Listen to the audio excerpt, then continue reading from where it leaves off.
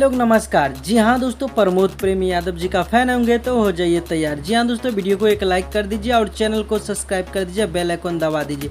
तो चलिए दोस्तों, वीडियो को शुरू कर लेते हैं और जान लेते हैं प्रमोद प्रेमी यादव जी के आने वाले गाने के बारे में। तो भाई लोग, आप लोग को बता दूं, प्रमोद प्रेमी यादव जी का आज एक सुबह में एक गाना रिलीज हुआ है जो कि काफ़ी ब्लास्ट लेवल का। आप लोग नहीं सुने हैं तो जाके एक बार जरूर सुनिए। जी हाँ दोस्तों, बता दूं, प्रमोद प्रेमी यादव जी का बहुत जल्दी एक बड़ा प्रोजेक्ट पे काम चल रहा है। जी हाँ दोस्तों, बता दूं, टेल लगा ला ढोड़ी में इसी टाइप का टाइटल पे काम चल रहा है। जैसे ही ये टाइटल का फाइनल पोस्टर रिलीज होकर आता है तो आप लोग को न्यूज़ के माध्यम से बता दिया जाएगा। भाई लोग, प्रमोद प्रेमी यादव जी का बहुत सारे प्रोजेक्ट है जो सिस्टी म्यूजिक वर्ल्ड से आने वाला है और महिमा सिंह के साथ प्रमोद प्रेमी यादव जी के एक बड़ा धमाका सॉन्ग रिलीज हुआ है।